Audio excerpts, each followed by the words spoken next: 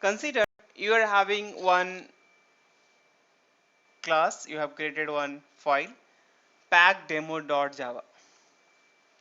So you can just simply compile Java C file name, and then if you want to run, you can write Java packdemo, right?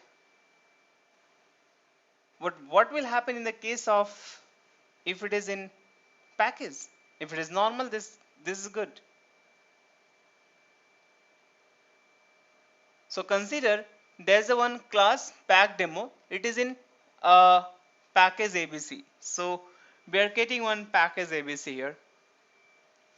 So for getting or during compilation, what you have to do, Java C hyphen D and dot and then class dot Java means the file name. So what this dot D will do, whatever you have mentioned in this package, it will create that folder. So package name is what, ABC here. So it will create that folder and keep the dot class file there. So pack demo class is where it is in ABC folder. So when we are running, we write Java ABC dot pack demo one. Okay, this is a way to run a class which is having in a package.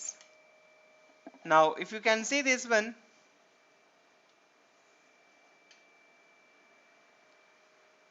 look at here. So I have one class here pack demo one. It is in a package ABC. Just I have written public static void main. So if I compile here normal Java C pack demo one dot Java, so what will happen? It's compiled because there is no syntax error, right? But once we are going to execute, Java pack demo will not run and it will say class not found exception here. One exception will come. That class is not available because that class is where it is in the ABC package. So what is the way to run this program? Look at here now. So if you open this folder ABC, it is getting automatically created in the C drive ABC folder, and this ABC folder is having pack demo1.class. Okay, and then if you can look at here, uh,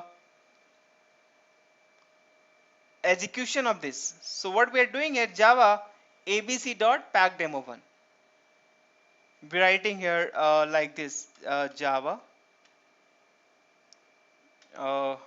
abc dot pack demo 1, right? It is a demo 1, enter. So this will help you to run the program. So fully qualified class name we are passing to run the program, right? Now next,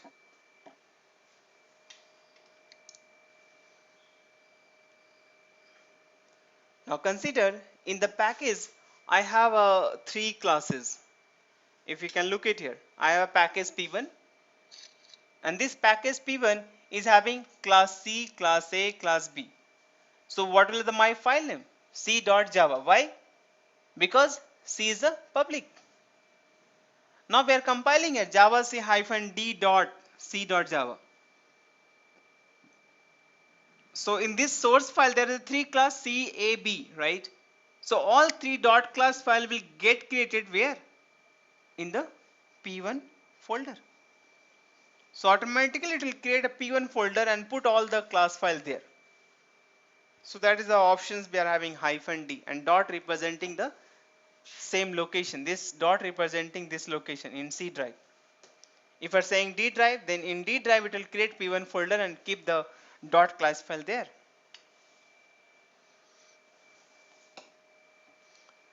Now if you can see how many class is getting created in the P1, there is a dot class.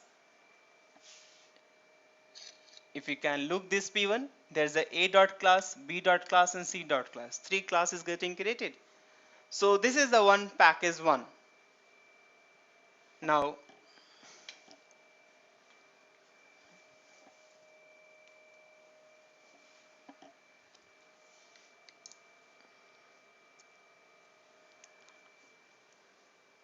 consider we have one package and that package is getting compiled. Now I want to access that class file from somewhere else. Let us say this is in my C drive and I want to access from D drive or E drive or F drive from somewhere else. What I have to do? Because that class and that package is not in my that folder. So I need to set class path. Any class which you are not having in your location in your folder, in that case we need to set class path.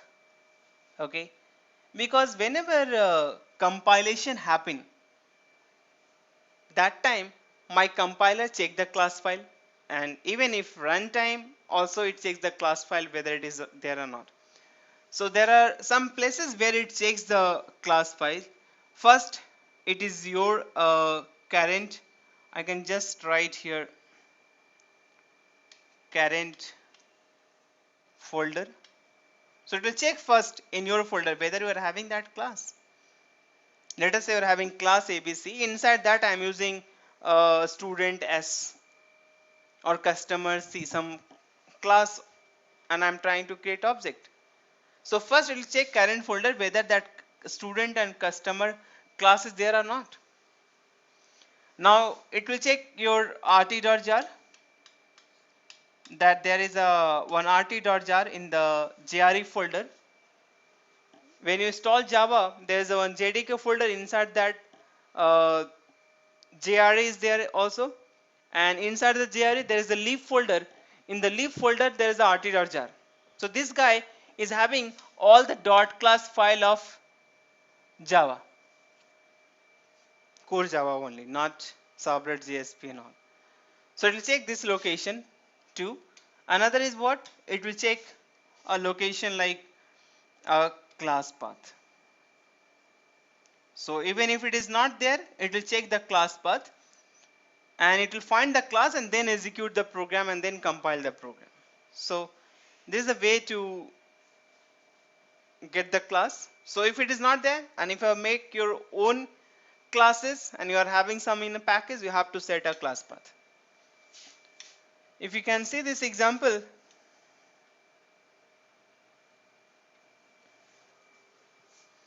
there's the one pack demo here, right?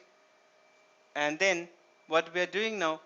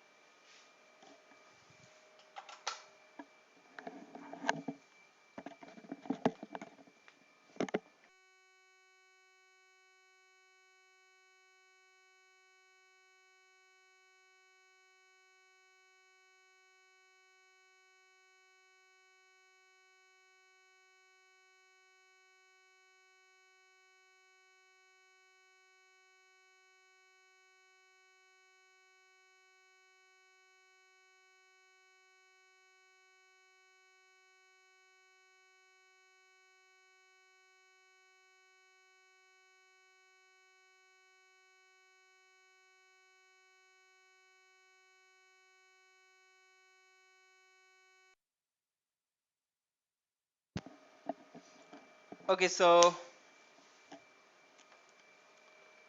what we have to see here, like we are having package ABC and there's a pack demo.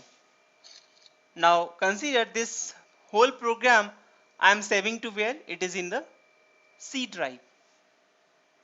So what I'm doing here, I'm compiling this java c-d dot pack demo 1 dot java, and then we are trying to run java abc dot pack demo. So I am from C drive itself, right?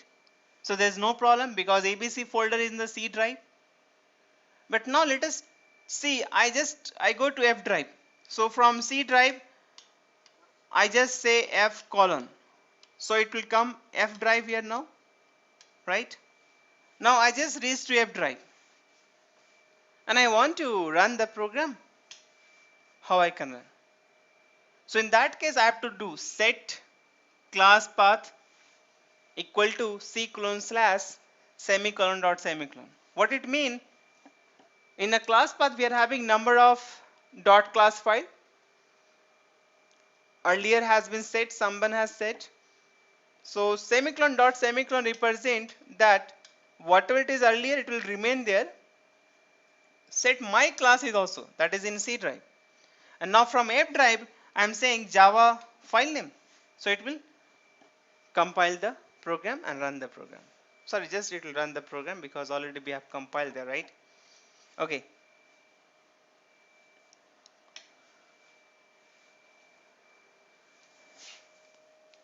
So we have seen how to run our programs from different location. Now my file is in somewhere else, right? Good. So next example, if we are having some private or non-private data, how we can access it? Look it now. If you want to use classes from different packages, then it is possible, but you have to import the package, right?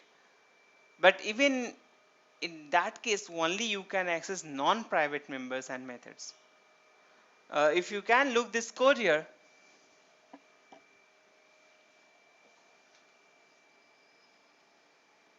yes. Okay, I have 4 data members like A, B, C, D. This is the default, means there is no access file I have used here. Second is public, third is private, fourth is a protected. Okay, I have E, F, G, H. But this A, B, C, D in class A of package 1. But I am talking about the package 2 where I have class D, E, F. And this is the own member of E, F, G, H of D. So in case of E, let us say class E. What is a class E? Is it a subclass? No, it is just non-subclass. So I'm just writing p1.c. So p1.c. So I'm creating object of that C. Even you can take here a p1.a here, and then I'm just calling here a equal to 10. What do you think? Will it compile? A is a default, so this will not compile. What about the B? B is the public, so I can access. C is the private, I cannot access. D is what? Protected. It is a non-subclass, so I cannot access. Only public data I am able to access. So that's why we are getting error here in all these three A, C, D. So only B is accessible, right?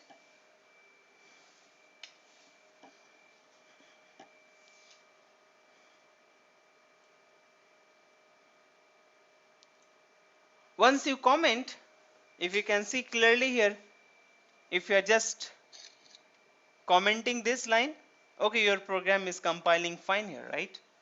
There's no error. In the G drive, you can look it here.